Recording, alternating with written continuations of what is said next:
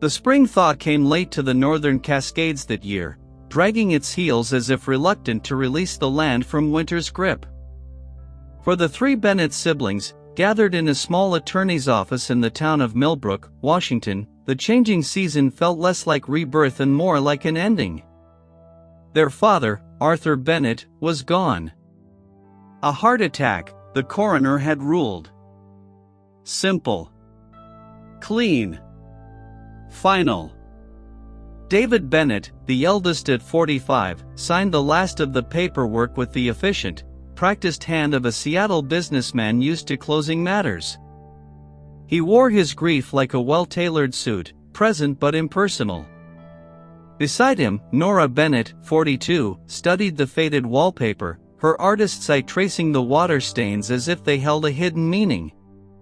She had flown in from Berlin the night before, and the jet lag felt like a physical weight, anchoring her to a past she had spent 2 decades trying to understand. And then there was Caleb. At 38, the youngest sat apart from them, his large, work-roughened hands clasped tightly in his lap. He had never left Millbrook.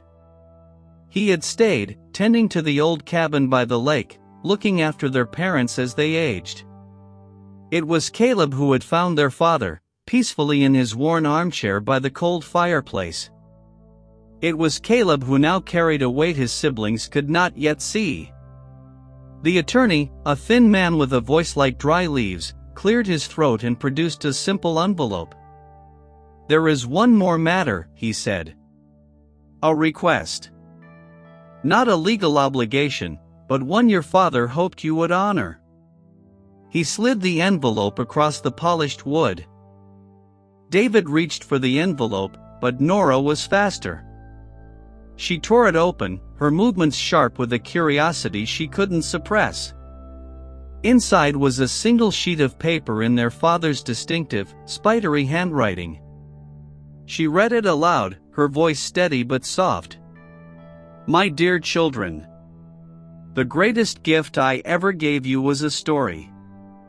If you want to know the truth of where you came from, come spend 1 week together at the cabin by the lake. I have left you 14 more letters. 1 for each day.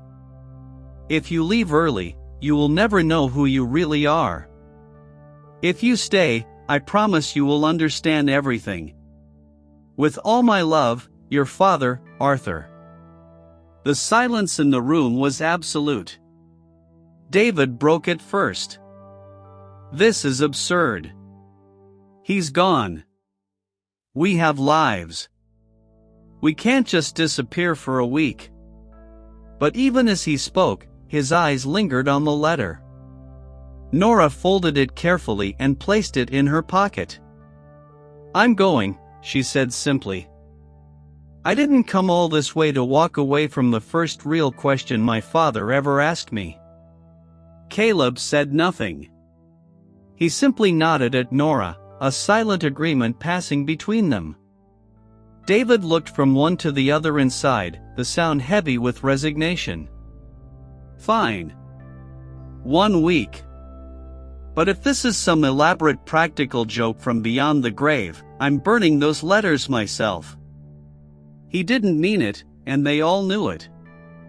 The next morning, they loaded their vehicles and began the long drive toward the only home any of them had ever truly known. The drive to the cabin was a journey back in time.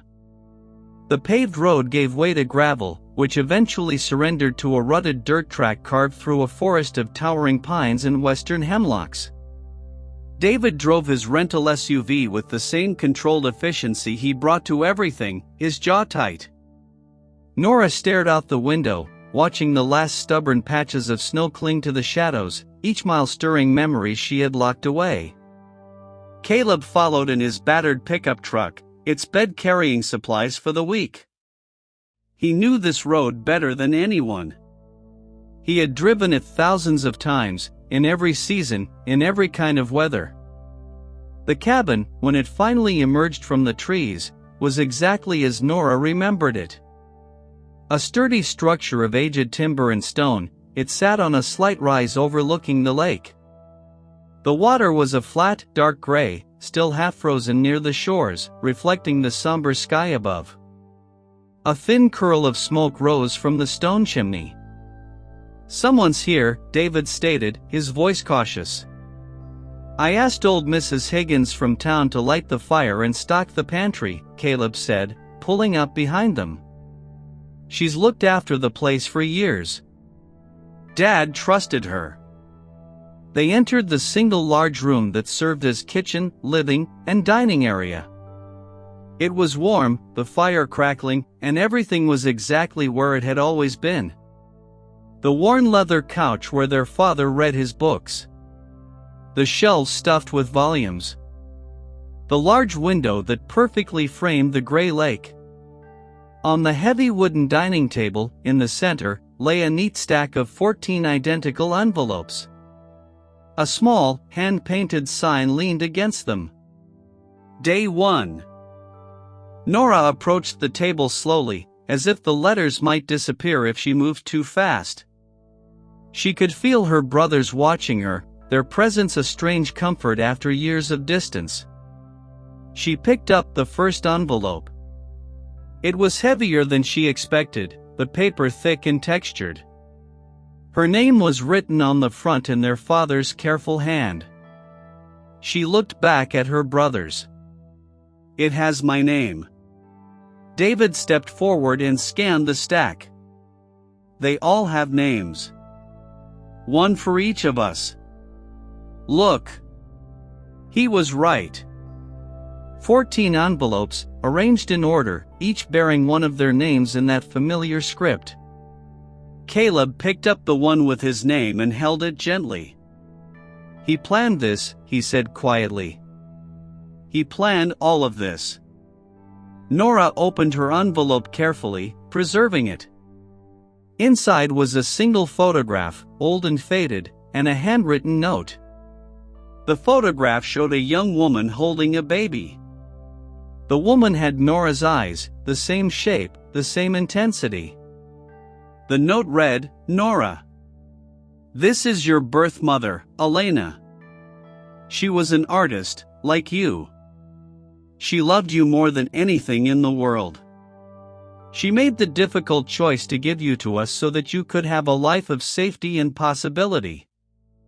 I will tell you more tomorrow. For today, just know this, you were wanted. You were always wanted." Nora's hand trembled. Tears welled in her eyes, not of sadness, but of a profound and unexpected release. For 42 years, she had carried a quiet fear that she was unwanted, abandoned. And now, in her father's careful words, she had the answer she had never dared to ask for. David watched his sister's reaction, and something shifted in his chest. He had always seen Nora as the emotional one, the dreamer who ran away to Europe to paint. But in this moment, he saw her strength, her willingness to face the unknown. He looked down at the envelope with his name. His hands, usually so steady, trembled slightly as he opened it. Inside was a photograph of a young couple, smiling, standing in front of a small house with a for sale sign. They looked happy, hopeful. The note read, "David. Your birth parents were Thomas and Maria. They were young, barely more than children themselves when you were born. They wanted to keep you, but they had nothing. No money, no home, no future to offer. They chose us because they saw something in your mother and me. They saw that we could give you the life they couldn't. Thomas became a carpenter. Maria became a teacher. They thought of you every single day. I know because I kept in touch with them, quietly, for years. They asked for nothing except to know that you were loved. And you were, David. You were so deeply loved." David read the note twice, then a third time. He had spent his entire life building stability, creating the security he secretly feared he lacked. And now he learned that his birth parents had wanted him, had loved him from afar, had trusted strangers with their most precious gift. He sat down heavily on the worn leather couch, the photograph still in his hand. Caleb was the last to open his letter. He had always been the quiet one, the observer. He had spent his life in this place, close to the land, close to his parents. He thought he knew everything there was to know. He opened the envelope slowly, almost reluctantly. Inside was a photograph of a man and a woman, older than the others, standing in front of this very cabin. They were smiling, but there was a sadness in their eyes. The note read, "Caleb. My dearest son. You are the only one of my children who came to me differently. Your birth parents were my brother and his wife. They were the kindest people I ever knew. When they passed away in an accident on the mountain road, there was no question what would happen. You would come to us. You would be our son. I never told you because I didn't want you to carry the weight of that loss. But you should know that your father, your birth father, was my best friend before he was my brother. He taught me how to fish in this lake. He taught me how to read the forest. And every time I look at you, I see him. You have his heart, Caleb. You have his patience. You have his love for this place. You belong here, not because you stayed, but because you chose to carry on what he loved." Caleb read the words, and for the first time in years, he wept. Not from sorrow, but from the overwhelming sense of connection. He had always felt a special bond with this land, with this lake. Now he understood why. The first night was filled with quiet conversations and long silences. They sat by the fire, the photographs spread out on the table before them like evidence of a life they never knew existed. David asked questions, his analytical mind trying to piece together the timeline.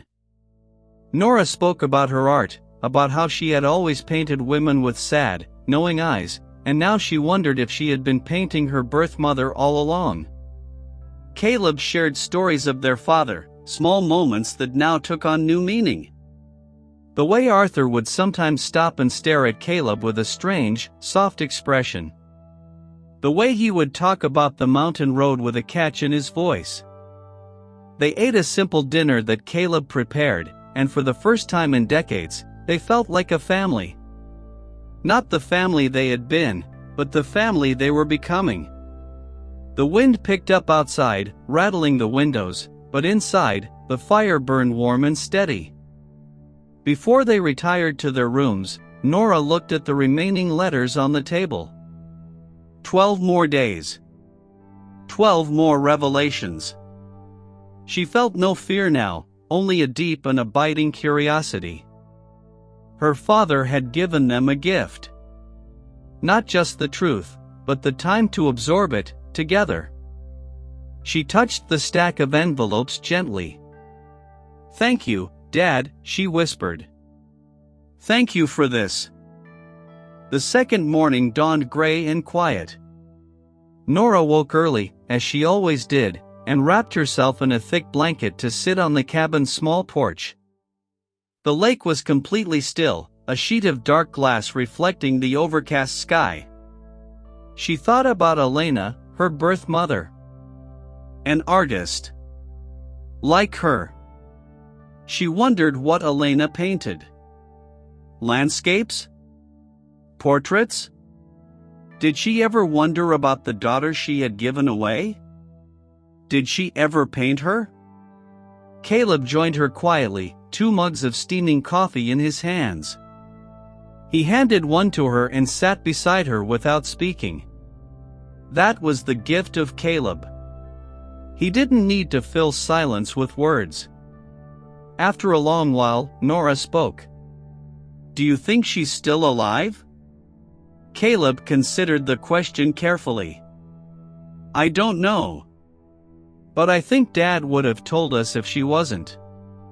He was thoughtful like that. Nora nodded, sipping her coffee. The warmth spread through her. "I always felt like I was looking for something," she admitted. "I traveled all over Europe, painted hundreds of canvases, and I never felt complete. Now I wonder if I was looking for her without knowing it."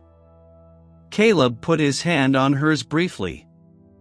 "Maybe now you can stop looking and start painting what you found."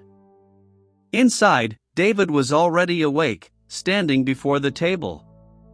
He held the second envelope with his name, but he hadn't opened it yet. He was waiting for them. This felt like something they should do together. They gathered around the table, the fire crackling behind them. The second set of letters waited. Nora opened hers first. Inside was a small, delicate paintbrush, old and well used, wrapped in a note. The note read, "Nora. This brush belonged to Elena. She painted with it every day. After she made her decision, she gave it to me and asked me to give it to you when the time was right. She said, tell her that a mother's love doesn't end with separation. It transforms. It becomes hope. She wanted you to have this. She wanted you to know that every stroke you make with her." Nora held the brush as if it were made of glass. Tears streamed down her face, but she was smiling. She had never felt closer to anyone in her entire life. David opened his envelope. Inside was a small, hand-carved wooden box. The note read, "David. Your father Thomas became a master carpenter. He made this box with his own hands. He asked me to give it to you when you were ready. Inside, you will find letters he wrote to you over the years. Every birthday. Every Christmas. He never sent them because he didn't want to disrupt your life. But he never stopped writing. He never stopped loving you." David opened the box carefully. Inside were dozens of letters, neatly folded, each dated. His hands shook as he picked up the first one. Caleb opened his envelope. Inside was a simple compass, old but still functional. The note read, "Caleb. This compass belonged to your birth father, my brother. He carried it everywhere. He used it to find his way through these forests. He used it to find his way home. I give it to you now because you have already found your way. You have become the heart of this family. You have become the keeper of this place. He would be so proud of you, Caleb. I am so proud of you." The days that followed brought more letters, each one a carefully chosen revelation. They learned about their parents' first meeting, their decision to adopt, the joy each child brought into their lives. They learned about the challenges, the sleepless nights, the fears that every parent carries. They learned about the quiet sacrifices, the small moments of grace that built a family. On the fifth day, Nora's letter contained a small sketch, drawn by Elena, of a baby sleeping. It was signed with a date, just days before Nora came to Arthur and his wife. On the back, Elena had written, "Sleep well, my little one. Dream of beautiful things. I will dream of you forever." Nora framed the sketch and placed it on the windowsill where she could see it every morning. On the seventh day, David's letter contained a photograph of Thomas and Maria, older now, standing in front of a school. Thomas held a hammer. Maria held a book. They looked happy, fulfilled. The note explained that they had devoted their lives to helping children, building schools, teaching, giving to others what they could not give to their own son. David looked at the photograph for a long time. Then he placed it beside the wooden box, a shrine to the people who had loved him from afar. On the ninth day, Caleb's letter contained a map, hand-drawn, showing the paths through the forest that his birth father had loved. Marked on the map was a spot, deep in the woods, labeled simply, "The place where I found peace." Caleb decided he would find that place before the week was over. As the days passed, the siblings grew closer. They cooked together, ate together, talked late into the night. They shared memories of their childhood, some happy, some painful, all filtered through the new lens of understanding. David, the businessman, the controller, learned to let go. He spent an entire afternoon trying to sketch with Nora's new brush, producing something that looked nothing like art but made his sister laugh until she cried. Nora, the wanderer, learned to stay. She took long walks with Caleb, learning the names of trees, the calls of birds, the language of the forest. She found a peace she had never known. Caleb, the quiet one, learned to speak. He told stories of their father, of the small kindnesses, the quiet wisdom, the gentle strength. He told them about the nights he sat with Arthur, just the two of them, watching the fire. He told them about the last conversation, when Arthur had squeezed his hand and said, "Take care of them, Caleb. They're going to need you." On the 12th day, they received letters that spoke of the future.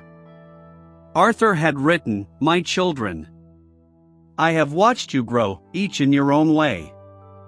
I have watched you struggle, succeed, fall, and rise again. I have loved you every single moment. Now I ask you to love each other. Not because you have to, but because you are the only ones who truly understand where you come from. You are the only ones who carry the same history. Be there for each other. That is my final wish." The 13th day brought letters that were different. They were smaller, simpler, and when opened, each contained a single key on a small chain. The notes were identical. "This is the key to the cabin. It belongs to you now, all three of you. This place has been our family's home for generations. Now it is yours. Come here when you need peace. Come here when you need each other. Come here when you need to remember. This will always be your home." David held his key, turning it over in his hands. A home. He had apartments, investments, properties. But he had never had a home. Not really. Nora slipped the chain around her neck, the key resting against her heart. She had spent her whole life searching for somewhere to belong. And all along, it had been here, waiting for her. Caleb simply closed his fist around the key and nodded. He had never left. But now he understood why he had stayed. It wasn't obligation. It was love. Pure and simple. That night, they built a fire outside, down by the shore of the lake. They roasted marshmallows like they had as children, laughing at the mess they made. The sky cleared, and for the first time since they arrived, they could see the stars, millions of them, scattered across the darkness like hope made visible. The 14th and final morning arrived with sunlight streaming through the windows, the first real sun they had seen all week. The lake sparkled, the remaining ice glistening like diamonds. They gathered around the table one last time. The final envelopes lay before them, one each. They opened them together. Inside each was a single photograph. The same photograph. It showed Arthur and his wife, Mary, on their wedding day, young and radiant, full of hope and promise. And tucked behind the photograph was a letter, identical for all three. My dear children, if you are reading this, you have stayed. You have listened. You have learned. And now you know the truth, family is not about blood. It is about choice. Your mother and I chose each other.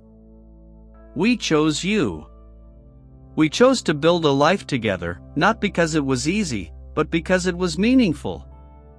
You are the meaning of our lives. Everything we did for you. Every sacrifice, every worry, every joy.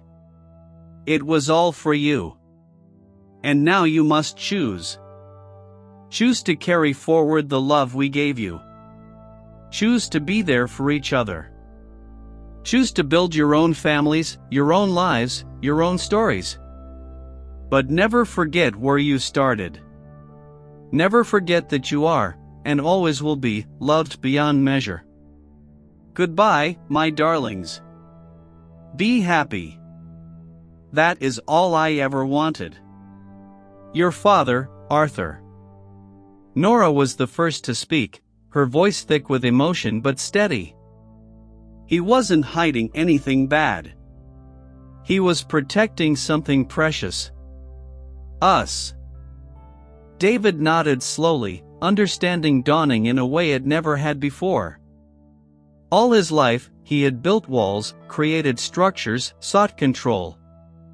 He had been afraid of the unknown, of the chaos that might lurk beneath the surface. But there was no chaos. There was only love, carefully, quietly, persistently given. He trusted us, David said. He trusted us to be ready for this. Caleb looked out the window at the lake, glittering in the morning sun. He gave us the greatest gift. Not just the truth, but each other. They spent the rest of the day together, not wanting the week to end. They walked the paths around the lake. They visited the small cemetery where their parents were buried, side by side, overlooking the water they had both loved. They left flowers, wildflowers Caleb had picked from the forest. Nora took photographs, hundreds of them, capturing every angle, every shadow, every memory. David made notes, not business notes, but personal ones, recording the stories Caleb told, the memories Nora shared. He wanted to remember everything. As the sun began to set, painting the sky in shades of orange and pink, they returned to the cabin for the last time. They cooked a final meal together, using the last of the supplies, laughing at Caleb's attempt to make his mother's famous stew. It wasn't quite right, but it was close. It was enough. The next morning, they packed their vehicles in a comfortable silence. The cabin stood quiet behind them, ready to wait for their return. Before they left, Nora took one last look inside. The fire was out, cold and clean. The table was empty, the letters put away carefully in a box she would keep forever. The key hung around her neck, warm against her skin. David stood by the SUV, staring at the lake. He thought about Thomas and Maria, the parents he never knew, the letters they had written, the love they had sent across the decades. He would read them all, slowly, one by one. He would write back, even though they would never receive it. He would tell them he was okay. He was more than okay. He was loved. Caleb was the last to leave. He locked the cabin door with his own key, feeling the weight of it in his hand. He would be back tomorrow. And the next day. And the day after that. This was his home, now more than ever. But now he knew he wasn't alone in it. His siblings would return. They would bring their families, their children, their stories. The cabin would be filled with laughter again. As they drove away, 3 vehicles in a line, Nora looked back through the rear window. The cabin grew smaller, then disappeared behind the trees. But she didn't feel sad. She felt grateful. Grateful for the gift of knowing. Grateful for the brothers who had become friends. Grateful for a father who had loved them enough to tell the truth, in his own time, in his own way. The road ahead was just a road. But the family behind her, scattered in their own vehicles, heading to their own lives, was forever changed. They carried the silence of the lake in their hearts now. Not as a burden, but as a blessing. The silence where love speaks loudest. The silence where family begins.